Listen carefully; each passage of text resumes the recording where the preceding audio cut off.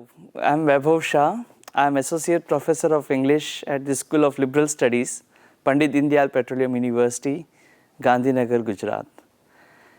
Earlier we discussed about the history of English language, and we were talking about the different constituents of language which were undergoing different changes across the centuries, across the period, moving from Old English to the Middle English to the present day English.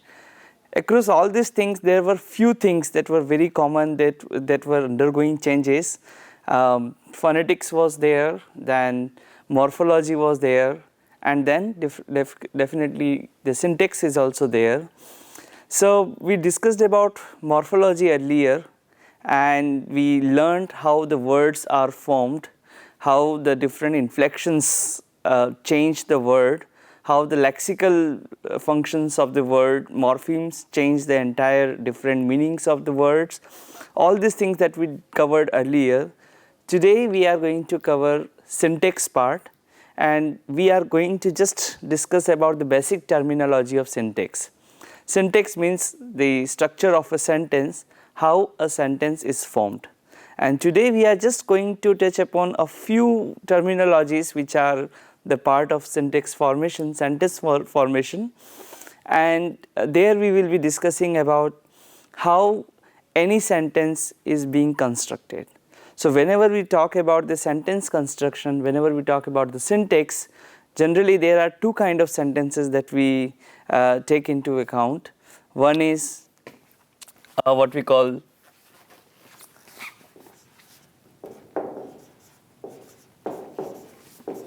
simple sentence, and the other is complex sentence.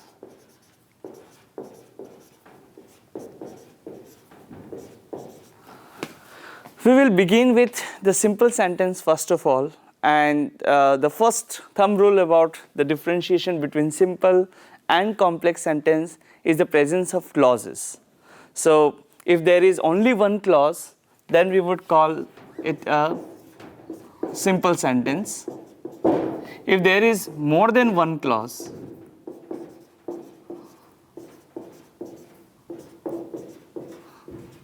then we call complex sentence. So let's first begin with the simple sentence part, and then gradually we will make a move to the complex sentence. Now the first question when we talk about this kind of terminology, the first terminology that comes here is what we call clause. What is a clause? A clause is an expression of the predicate and the subject in a sentence. So basically it looks like there is always one subject and a predicate in a sentence that forms a clause. So for example, if we give one kind of example here, it can be, we say like John smokes cigar, for example. We say John smokes cigar. Now here the first question is what is a predicate? The predicate is the verb. Here it is smokes is predicate. Predicate means the very function, the very activity which is there. So here the activity of smoking involves two aspects, two components. Let's see, John, who is doing this smoking activity, is the subject in this sentence. Let's say subject, and cigar is something on which the activity of smoking is being performed. So this we call this is what we call complement. So we see in a simple sentence we have the three components, predicate, subject and complement. Now couple of things before we proceed. Number one, when there is a predicate and when there is a subject always complement always follows predicate and subject precedes predicate. So subject is always there before the verb and complement is always there after the verb. So when we say that the predicate in the clause has two arguments. One is the subject argument and the other is the object argument. Why do we call them argument? There is a reason. There is one activity which is shown here in the terms of predicate.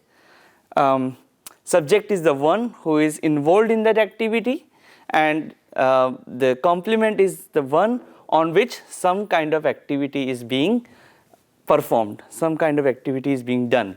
In this sense, when we say John smokes cigar, John is a subject, smokes is a predicate, and cigar is complement. Now, let's wait for a while when we are talking about this kind of structure. If I add one more sentence, this will make more sense because there are many simple sentences where it can be enlarged, adding more words or phrases in a sentence. So in that case, how does it make sense? So let me put another sentence here. Let me say, John smokes cigar after dinner.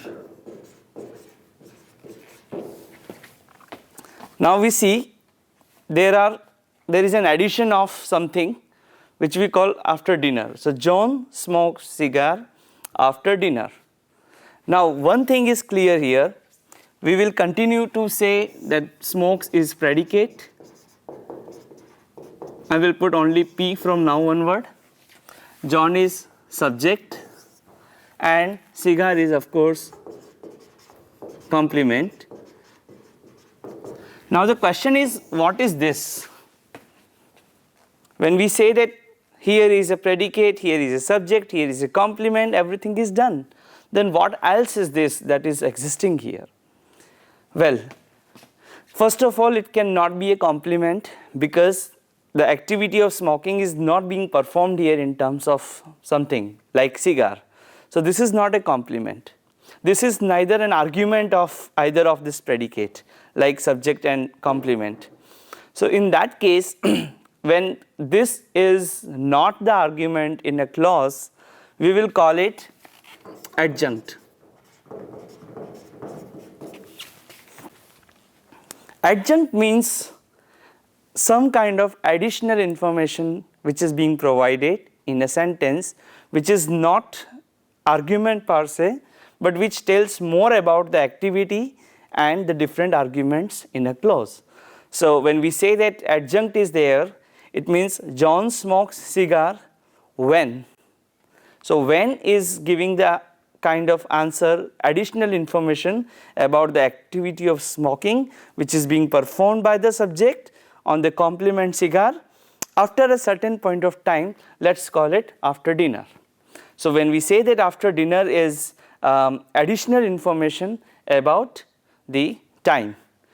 Similarly, you can change the sentence. You can say John smokes cigar for relaxation. Here, if you say John smokes cigar for relaxation, it still remains adjunct. Here, adjunct will be in terms of purpose, for cause. Why does John smoke cigar? We will have an answer for relaxation. The question, when does John smoke cigar? After dinner. So that is the time. So we can have different adjuncts in a sentence, adjuncts about the manner, adjuncts about the cause, adjuncts about the place, like John smokes cigar on the terrace. So it is going to tell us about the place where this is going to happen. So this is the one aspect of the simple sentence that we just learned so far, that every sentence, every simple sentence has couple of things. One is predicate. Predicate is the activity itself. It has a subject which is preceding this predicate, and the complement which follows the predicate, and there are adjuncts also which are there in the form of time, place, manner or anything else. Now one thing before we make a move, that is about what can be, what not. Why can't subject be not a complement, and why can't complement be not be a subject? So few things we need to keep in our mind when we say that something, the property of being a subject has some kind of characteristics that we are going to discuss now. So if we, just to revive our memory, just to refresh our memory, there are three cases that we talk about when we talk about any kind of grammar, English grammar. One is what we call the nominative case, the other is accusative case, and the other is genitive case. When we say that nominative case, let's talk in terms of the first person singular we can talk about. So here is I. I is a nominative case because it as a subject performs the action. Accusative, on which the action is being performed. So in this case, me. Genitive is something what we call possessive. So you can say my or mine. Now similarly we have, if we talk about the third person singular, it will be like he, him and his. So you see here I, he, me, him, my, mine or his. Similarly she, her and her, hers. All these kind of expressions, nominative, accusative and genitive, they are very important parts in this sentence construction. So when we say that something is a subject, it has to be a nominative. It cannot be accusative. So for example, if you say John smokes cigar, and here if you replace it with something like him smokes cigar, it will not make any sense. So but if you replace it with he, then it is again nominative. So nominative case is here, which is before the verb. When we talk about the complement, it is always accusative. So you can say John smokes what, or him. In any case you can't put the subject here, and therefore it is always accusative on something which is performed. And therefore this has two distinct characteristics. Complement will always have the property of accusative case, and subject will always have the property of nominative case. They are not going to change ever. So that's the first part of the syntax when we talk about. When we say that my car is bigger than your car, but your car is faster than mine, the same thing is happening. My car is bigger than your car, you know here that your is somewhere accusative. But when you say that yours is bigger than mine, this your has not a kind of genitive purpose like this. It has a purpose like yours. So that way the focus is something in that case which is not there in the other. When you say my car is bigger than your car, this is simply a case of the accusative, genitive case.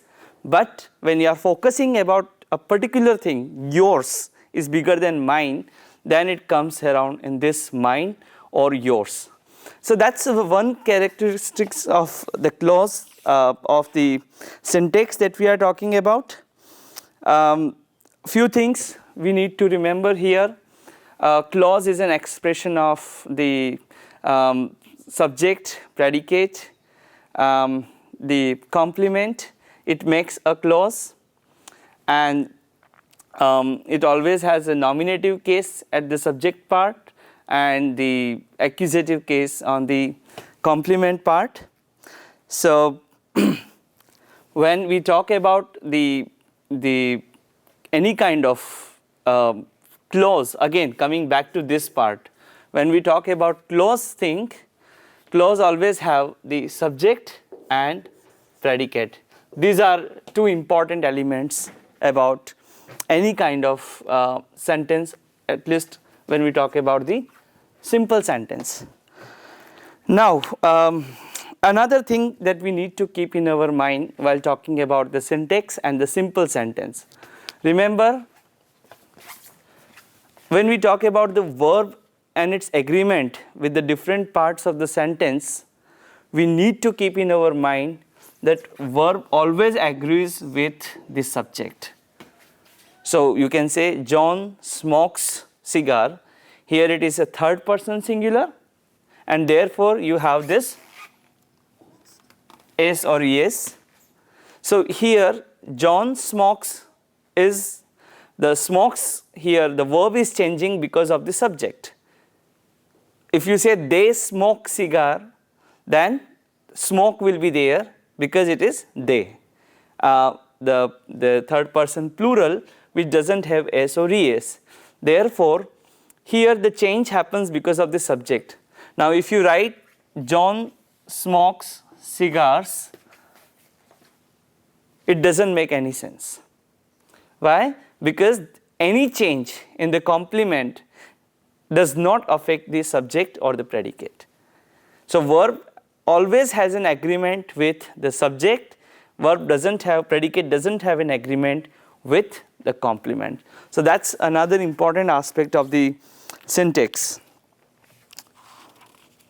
Now when we talk about all these things, let us have few examples and then we will proceed with the next level of sentence, which is complex sentence. One or two examples will help us understand how it functions. So if you say, like I said earlier also, that the president smokes a cigar in his office, again in his office will have the place, or one important element that we need to focus here is cigars, the president never smokes them in front of his wife. For example, let's put another sentence here. Cigars, the president never smoke them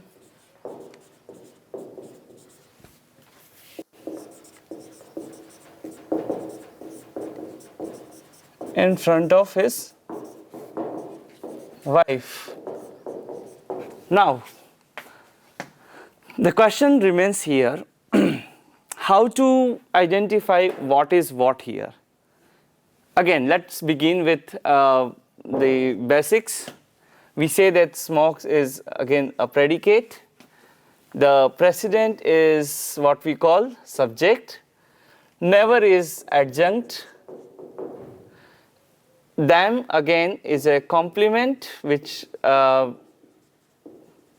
has an indication like this, and in front of his wife can be your again adjunct. It is an additional information.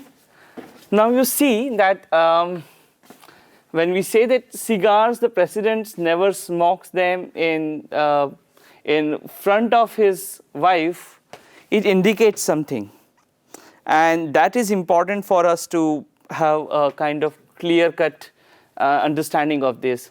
Here, cigars is the indication of this only, them, and therefore it remains a kind of the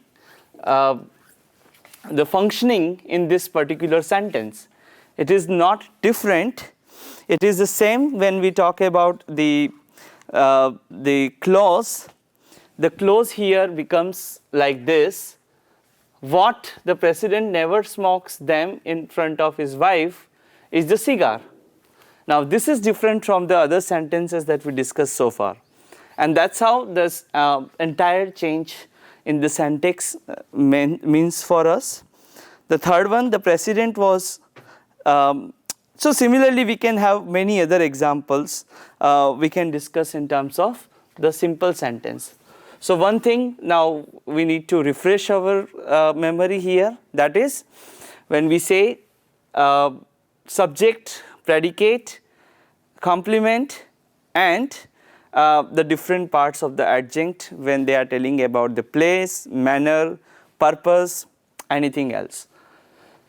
So this is all about simple sentence. Now let's make a move to the second aspect of all this different parts of the sentence. When we say that it is a complex sentence, we mean that it's more than one clause. In all these sentences we had only one clause, and the clause here means as I said earlier also, clause means a combination, a collection of, a grouping of subject and predicate. This is what we call clause. Now what if in one sentence there are two clauses? How will the sentence form, and how will we make sense about a given sentence? So you see, another sentence that I am writing here is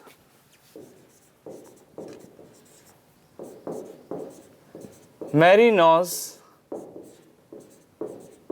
John smokes. Mary knows John smokes. Now you see, here we have two groupings of subject and predicate. Here you see it's a predicate, and here also it's a predicate. Here Mary is a subject of the predicate knows, and here also we have a subject. Now one thing is important. This, if we say that this is subject and predicate and this is subject and predicate, this is also a clause. We will call it something later. This is also a clause, but there is something else which is here, which is Mary knows what? Mary knows John smokes. So this entire thing becomes a complement. So Mary knows John smokes. Mary knows what? Mary knows John smokes, and therefore we have the presence of two clauses here.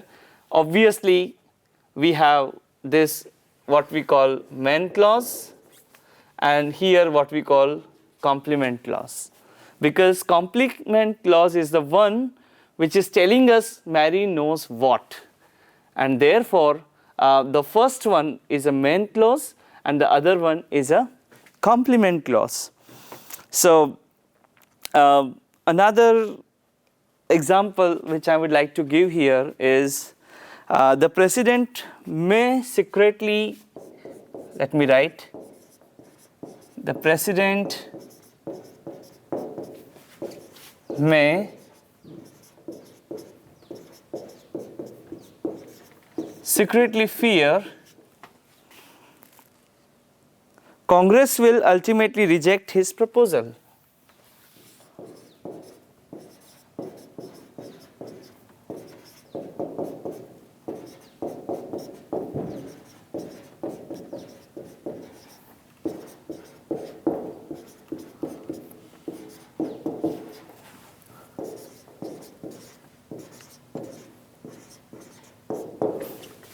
The president may secretly fear Congress will ultimately reject his proposal. We can begin the same exercise again to see how this sentence is formed. Again, we would say the president may secretly fear Congress will ultimately reject his proposal.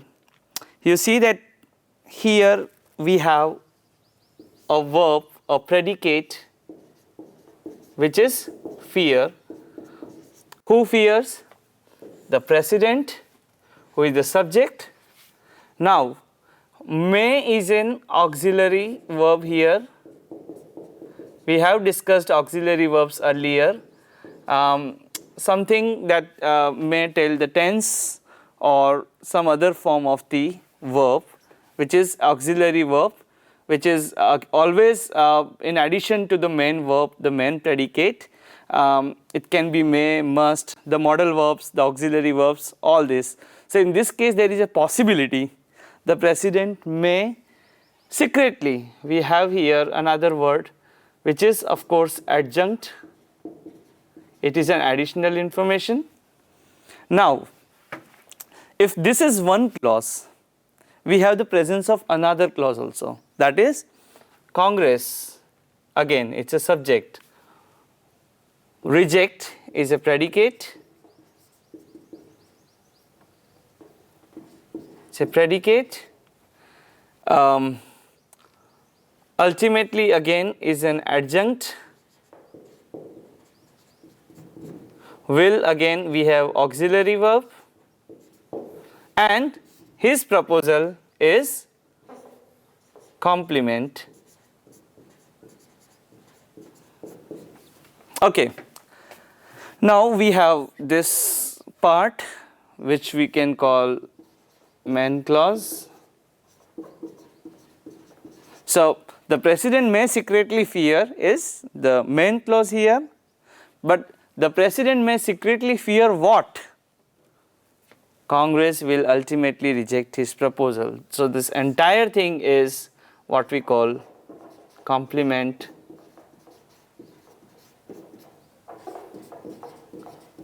clause. So you see that how these two main clause and complement clause come together to form a complex sentence, and this complex sentence is generally is complex because of the presence of the two clauses.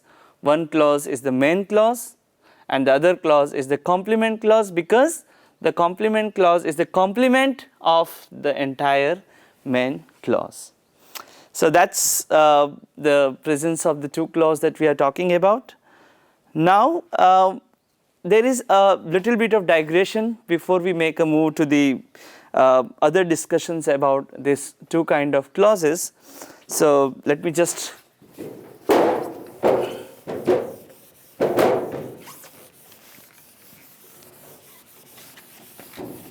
and when we talk about all this kind of sentences, we dismissed some other kind of sentences which exist, which I am going to write now.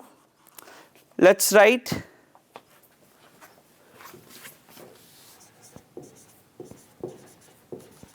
we expect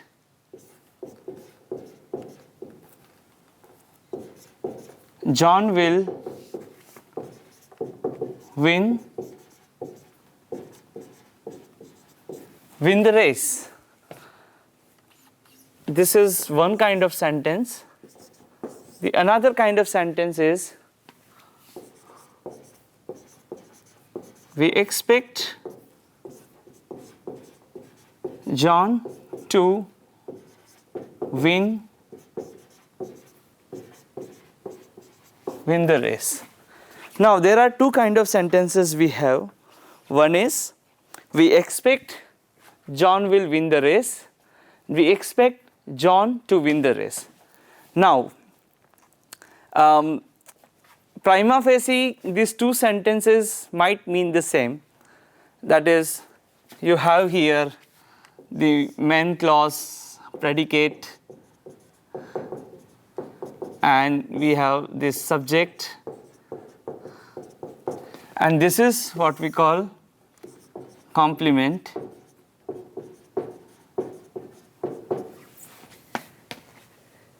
Here also we have the similar kind of format. We expect what?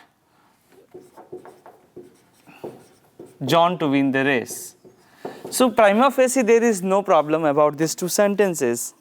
However, there is one thing that is making this difference in these two sentences. use of will win on the one hand and to win on the other hand. You see that the one kind of sentence here, when we say that John will win the race, this is a tensed verb because it is telling us that in future John will win the race, and therefore it's a tensed verb. When we say that it's a John to win the race, this is something else. This is not the kind of tensed verb we are talking about. It's not. It might be the case that it is also talking about the future, but here the implication is different than this one. So how do we make sense of these two kind of sentences? And therefore we need to now make another distinction in terms of the verbs. The distinction which is not there earlier, we did talk about the main verb which is predicate and the another verb which is the auxiliary verb. Here we have another two kinds of verbs existing. Let's tell them as a kind of finite verb and infinite verb.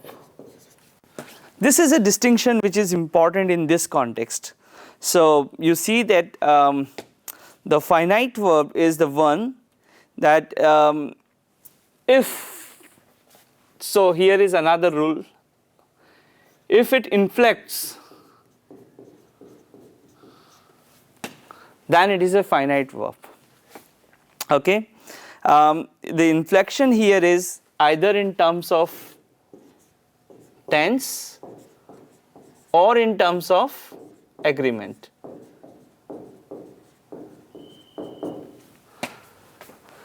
So finite verb always inflects either because of the tense or because of the agreement. So let's see, for example, John will win the race. Will win here is being inflected because of this introduction of will, which tells future verb, and therefore it is an inflection. It can be, for example, if we write instead of will win, if we write wins, again here the inflection happens because of its agreement with the third person singular, and therefore John wins the race is again an inflection. John will win the race is again an inflection.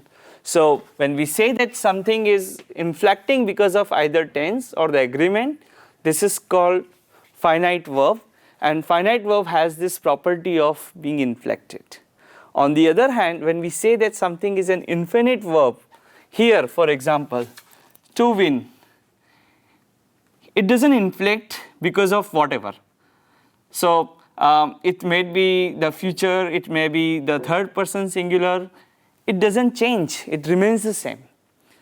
Therefore, this is the infinite verb and this is the finite verb. I repeat why this distinction is made. Finite verb is the one where there is a property of inflection, and the inflection happens either because of the tense. So if there is a past tense, you can say John won the race. So John won the race, it inflected because of that, or it inflected because of some kind of third person singular agreement with the verb. So this is what we call finite verb, and this is what we call infinite verb, because it doesn't change because of any kind of change in the agreement or change in the tense.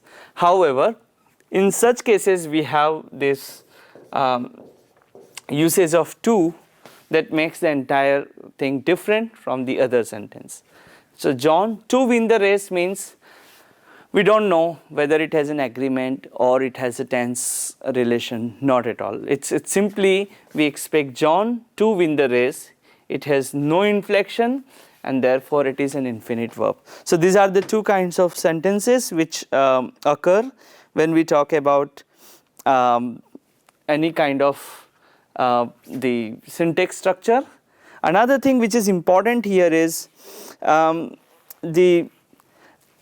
we talk about this finite verb, it always has a nominative case because of which it inflects, which is not the case with infinite verb. That means there you don't need kind of something like the nominative case. We expect John to win the race, has nothing to do with John directly as a kind of changing the entire verb here, and therefore it is infinite verb in this case. So accordingly we can say that the first type of sentence is finite clause, and the second kind of sentence is infinite clause. Finite clause and infinite clause. Finite clause because of the nature of the verb. Infinite clause again because of the nature of verb, because it has a 2 plus the predicate which comes here. So these are a few things about the complex sentences, how they differ from each other. Another example that we can give here is, say for example, I didn't know he wears glasses.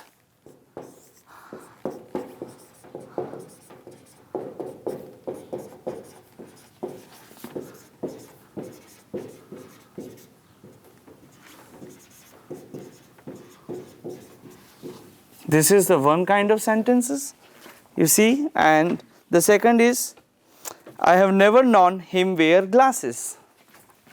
Like, I have never known him wear glasses. You see, there is a difference between the two.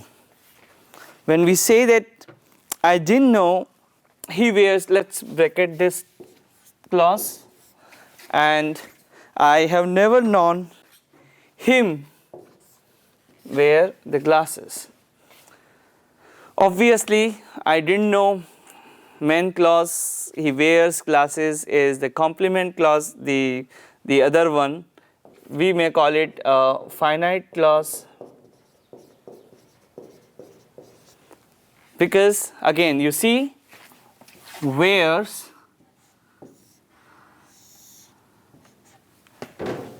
S is here is an inflection in the verb wear because of the subject, which is third person singular.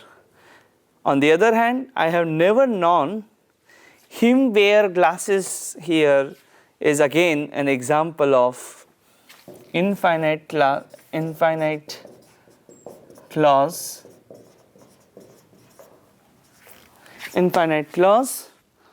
because you see here there is no inflection happening because of this. This is the case of accusative. In this case, accusative case, here it is again nominative case. Accordingly, if nominative case is here, we have this finite clause. If the accusative case here, we would say it is infinite clause. All this to make a distinction between the two kinds of finite and non-finite clause, in addition to the other kind of clauses that we talked about, main clause and the complement clause. These are all the properties of what we call the complex sentence. And when we have this kind of complex sentences, we have different kind of sentences that we have seen the example of. A small digression here before we proceed. This digression comes in the form of the verbs. So let me just remove something here, and we can write that there are 5 kind of verbs when we say that any kind of verb form exists. When we say that there is a verb, you see that there is one kind of inflection which happens because of S, one kind of inflection which happens because of ed, one is your best form, and the other is the an or ing. Any verb goes through this 5 kind of differences. When we say that s and ed, as I discussed earlier also, we can say s or es, it is because of agreement. Like he smokes and they smoke. They smoke, no change in the verb. He smokes, there is a change. S is added. This S is added because of the third person singular agreement with the verb. So that's the S part. This is the ed part, we can say in terms of tense. So he walks on the rope. Again, you see that he walks has this kind of, or let us say they walk on the road, they walk on the rope, and you say they walked on the rope. Suddenly there is a change. When you say they walk on the rope, you say that it is a present tense. When you say they walked on the rope, it is a past tense. So ed is the addition in a verb when there is a past tense. Best verb we will talk later on, but when we talk about the n, this is what we call the perfect aspect. Why perfect? Because shown, any kind of n form shows that it is a perfect. The things have already happened. So again, it's a kind of, you can say, perfect aspect. And the ing which is going on, he is walking on the rope, so the action is still going on. So we will call it progressive aspect. Now why this kind of distinction, why this kind of classification? The reason is for the simple thing, we can say that these two, as and ed, are your finite verbs. The reason is again simple, either because of agreement or because of the tense, it inflects. On the other hand, your an, ing are infinite verb because it doesn't inflect because of whatever reason. It doesn't inflect, it remains the same. It doesn't have the property like because of, and they are called aspect because it's a perfect aspect, something has already happened, and it is a progressive aspect, something is going on. In that sense, they are the verbs, but they are infinite verbs. Let's not talk in terms of, again, you can say rather than in, we can say non-finite verbs. And so we can here also we can call in terms of non-finite clause only.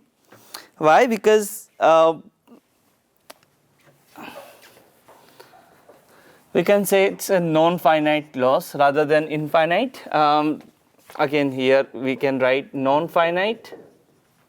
So basically, non-finite clause or non-finite verb is one which doesn't change because of where finite verbs have any kind of change. So this is the reason that we call them like this. Let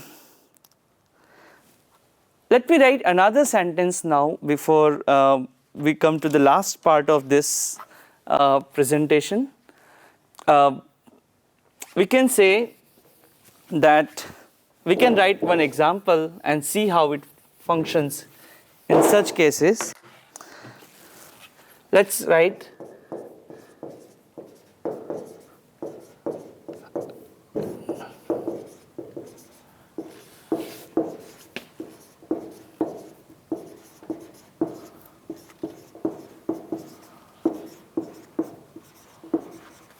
so the sentence is, I could not find anyone who could help me.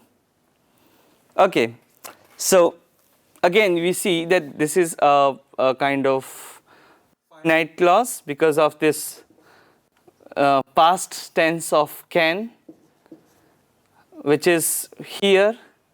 Who could help me? Here you have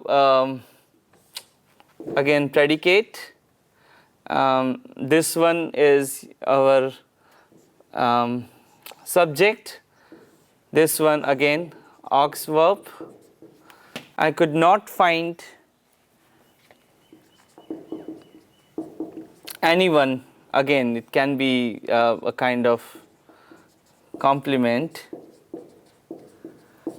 I could not find what, and you see that here is the entire complement. However, we have something hanging here which is who. This who is what we call related to anyone. Okay, this who is related to, I could not find anyone. Who here denotes anyone. This is what we call relative clause.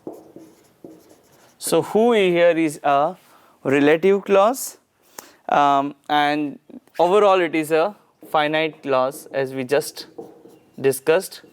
Why? Because it has this verb formation which is the coming to this category.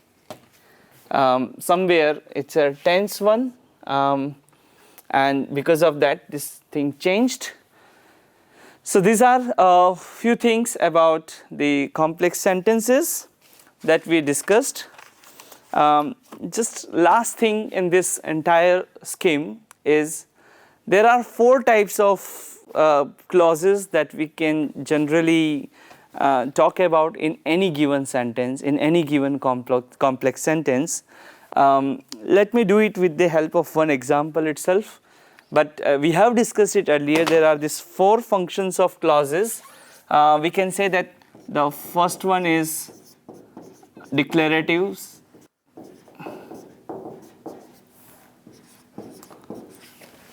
The other one is interrogative.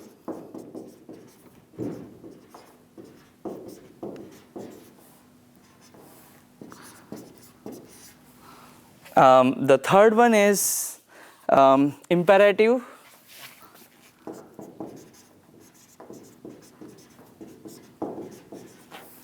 And the fourth one is exclamatory.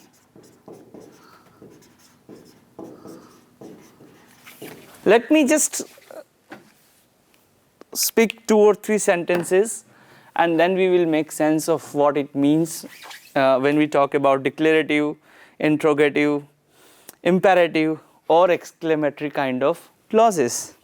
So if I write one sentence like, he asked who helped me. He asked who helped me. Let me just put here.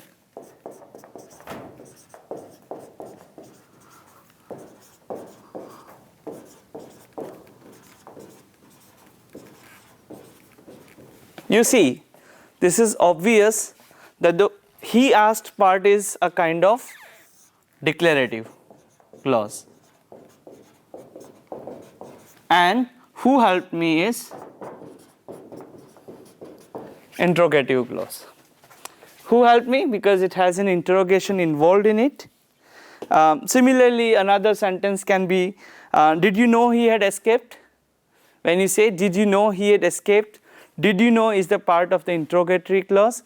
He had escaped is the part of the declarative clause. And similarly, if we say, you tell him what a great time we had. Last one, you tell him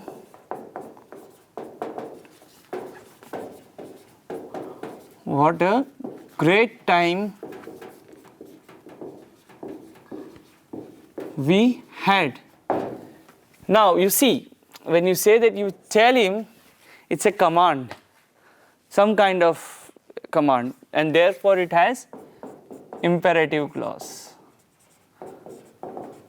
And when we say what a great time we had, it's exclamatory, and therefore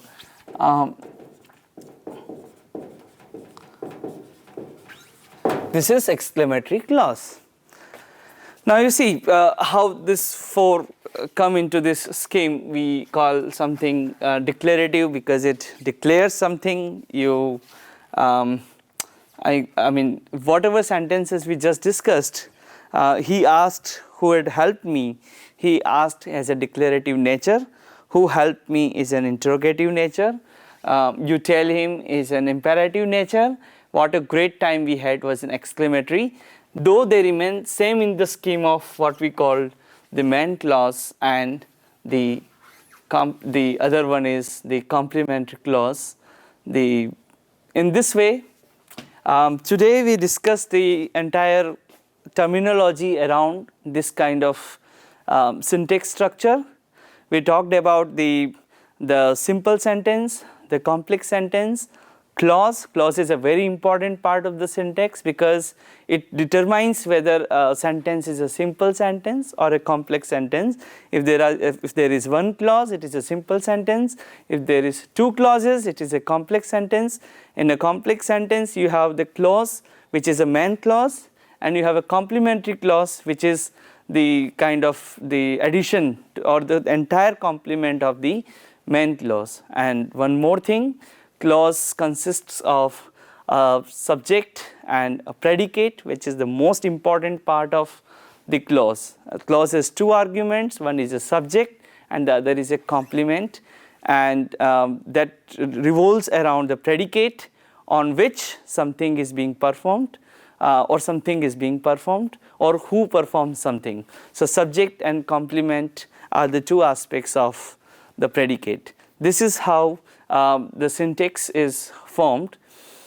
Next time when we will meet, we will discuss about how these words form the phrases and the phrases combine together to make sentences.